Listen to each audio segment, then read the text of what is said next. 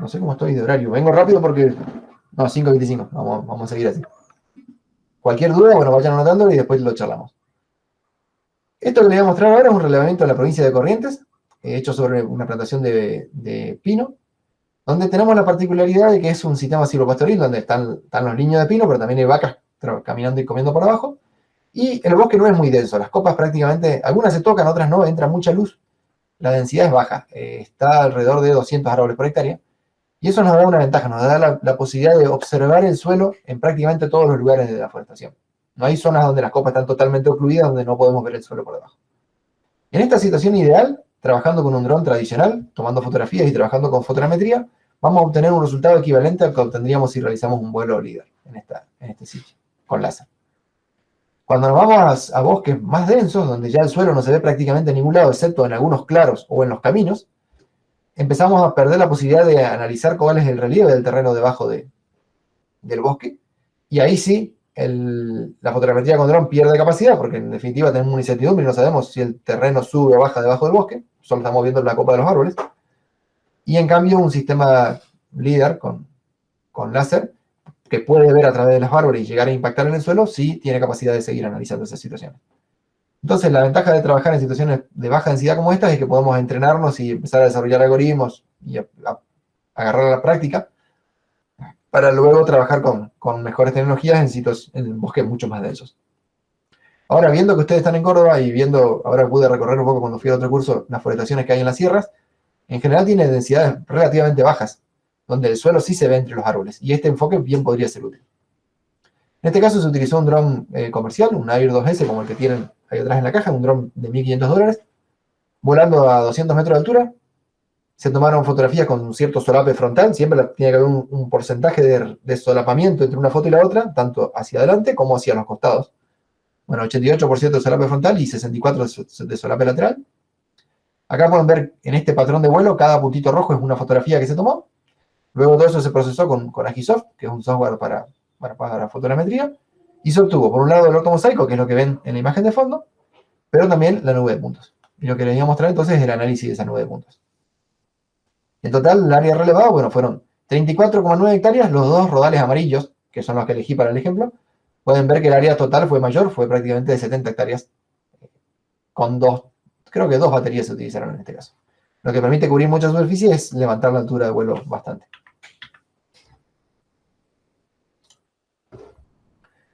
Podemos ver entonces acá, voy a empezar mostrando esta tabla. Acá también se hizo un inventario forestal tradicional, a baja intensidad.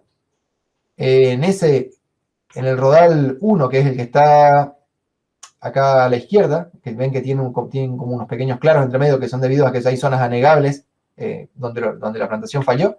En ese rodal se midieron únicamente 3 parcelas. Nos dio que la densidad media del bosque es de 139 árboles por hectárea. El error de muestreo al inventario es terrible, 44%, porque medimos muy poca parcela y porque hay una gran heterogeneidad espacial. Hay zonas densas, pero también hay zonas donde hubo gran mortandad y, bueno, tienen una baja densidad.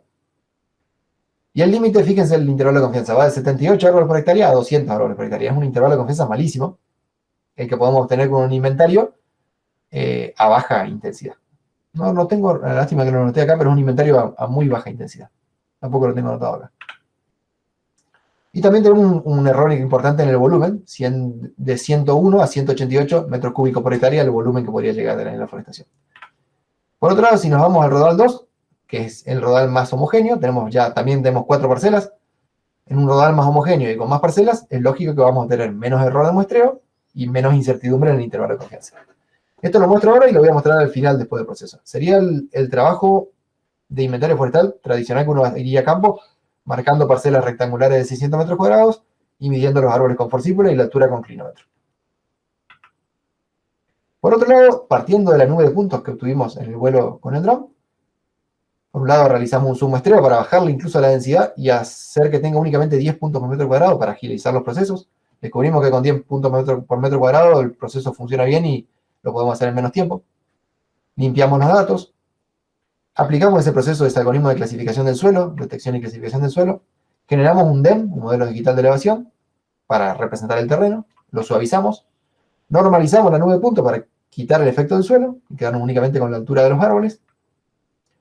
Calculamos ese modelo de altura de copas Y sobre esa nube de puntos normalizada empezamos a identificar los árboles individuales. Cada uno de los árboles identificándolos en base a su estructura.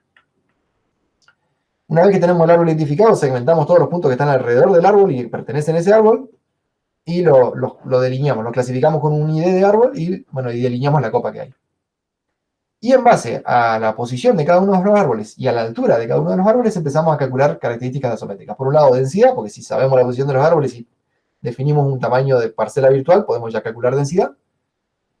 El diámetro no lo podemos ver de ninguna forma, tomamos el diámetro del inventario. Ese dato lo necesitamos tomar del inventario. Había que hacer algún inventario en el terreno para tener el dato del diámetro, porque, bueno, de esta forma no se puede observar. Pongo un único diámetro para las dos situaciones. La altura sí la puedo conocer en cada uno de los árboles, porque conozco de la nube de puntos la altura. El volumen de cada uno de los árboles, el volumen individual, lo calculamos con una función alométrica publicada. INTA tiene funciones para las principales especies, que toman como datos de entrada el DAP y la altura. Entonces, teniendo el DAP promedio del inventario y la altura de cada uno de los árboles, podemos conocer el volumen de cada uno de los árboles estimado. También podemos conocer el área basal de la parcela y el volumen total que hay en la parcela y también en la hectárea. Y la distribución espacial de la densidad, porque ahora sí tenemos la posición de cada uno de los árboles y podemos ver dónde los árboles están más agrupados y dónde hay una menor densidad. Un punto que se me escapó es por qué tomo un único DAP como diámetro representativo de toda la región, de todo el rodal. Bueno, eso es porque en estas situaciones no hay mucha variabilidad en el diámetro. La media es un buen estimador de todos los diámetros que hay en el rodal, y lo que sí, donde está realmente la variabilidad es en la densidad. Pero eso es el caso puntual de estos rodales. Y por último, bueno, generamos una tabla de resumen. No voy a mostrar el algoritmo porque se nos iría, o sea, hay solamente 30 diapositivas para ir mostrando todo el código, pero lo que podemos ver acá es la nube de puntos en bruto coloreada por valores de elevación. Por ejemplo, va desde prácticamente cero, porque el nivel del suelo ahí es muy bajo, hasta 28 metros de altura, en la altura de los árboles más altos, con algún error inclusive, que por eso nos da 28, los árboles son más bajos, pero hay algunos puntos erróneos, como en el caso del líder, que nos dan esa altura excesiva.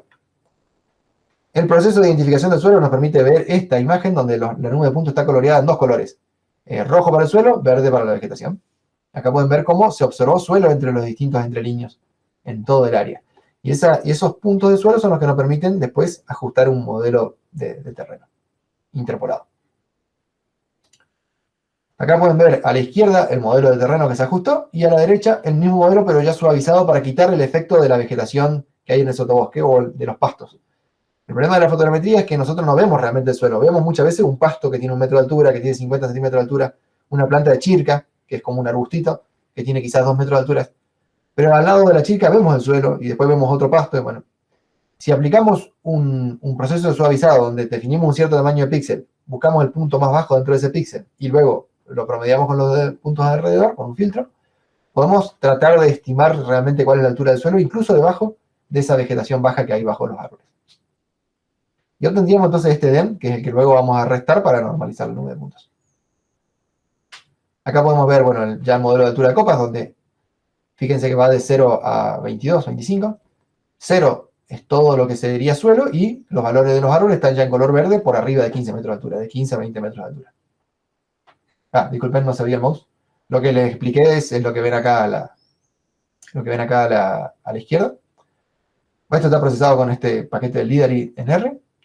Y en este paquete hay una herramienta para detección de las copas. Y lo que pueden ver acá abajo, a la derecha, es la nube de puntos con bastante zoom y puntos rojos ubicados en cada una de las copas.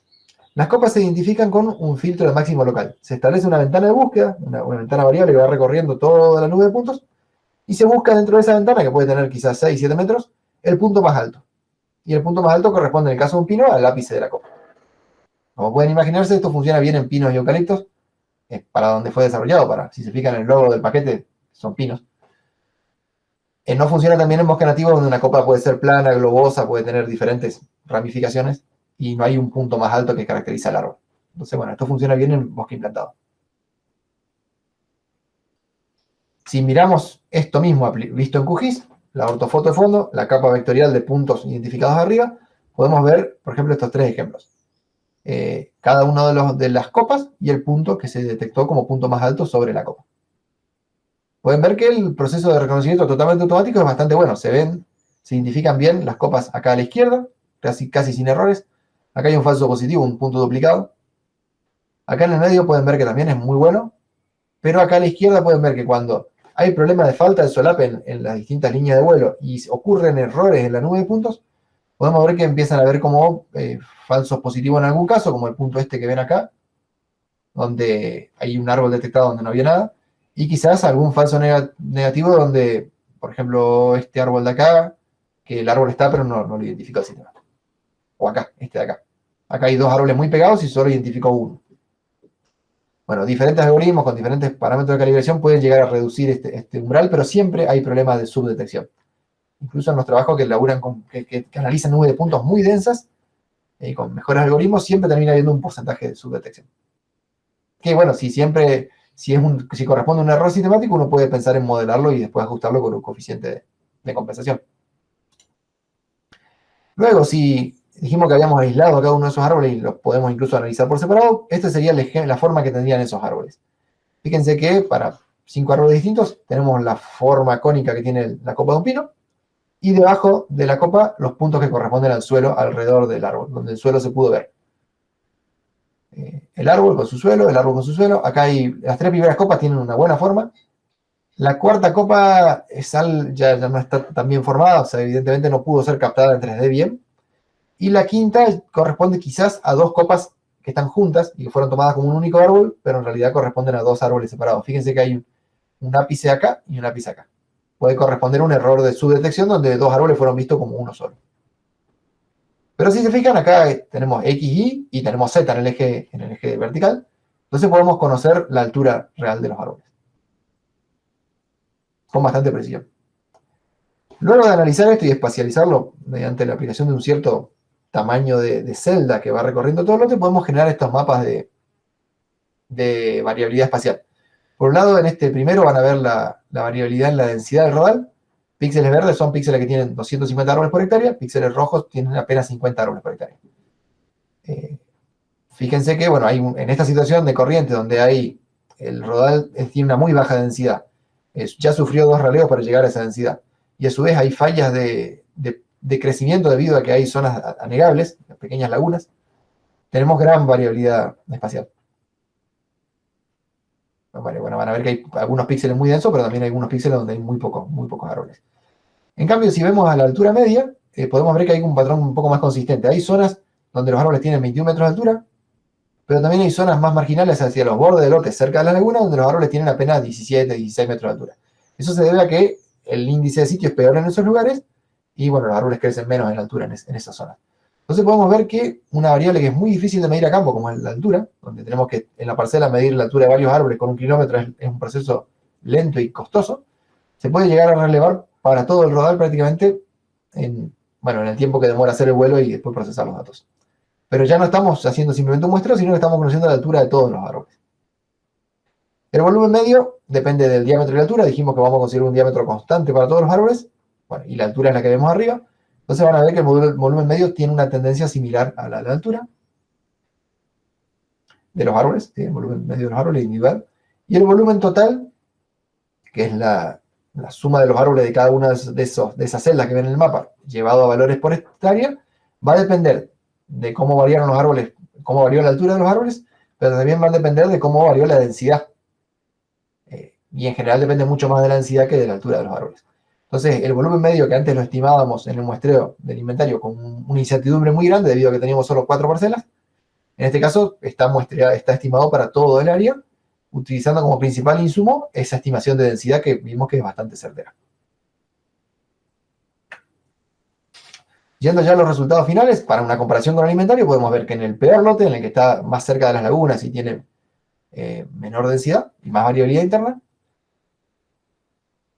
la densidad medida por el inventario estimada por el inventario era 139 árboles por hectárea, y en nuestro relevamiento remoto, totalmente remoto, estamos midiendo 110 árboles por hectárea. Es un valor cercano, no es totalmente aberrante. Y lo interesante es que estamos dentro del intervalo de confianza del inventario. El inventario decía que la media podía ir desde 78 hasta 200 árboles por hectárea. Cualquier valor que esté dentro de ese umbral podría ser realmente la media del valor de parámetro para esa forestación. Nuestra estimación está dentro de ese umbral, o sea que bien podría ser uno de los parámetros válidos para ese rodal. ¿Qué desvío estamos teniendo entre qué diferencia estamos teniendo entre el inventario tradicional y el inventario remoto? 28 árboles por debajo. O sea que se nos están, si consideramos que el inventario tradicional fue bueno, estamos quizás subestimando en 28 árboles la densidad de rodar. Ahora, en la macana que no podemos confiar tampoco en un inventario con una intensidad tan baja. Esto habría que haber, esta comparación debería hacerla en un lote donde uno en realidad haya hecho un muy buen inventario para tomarlo como verdad de campo. Con el DAP no podemos analizar nada porque, bueno, el DAP no se puede interpretar de esta forma. Con la altura podemos ver que nosotros medimos de forma remota 18,8 metros de altura promedio, cuando la altura medida con ipsómetro en el inventario era de 20,4. Estaríamos 1,5 metros por debajo. Y con el volumen estaríamos 41 metros cúbicos por hectárea por debajo también de lo que indica el inventario.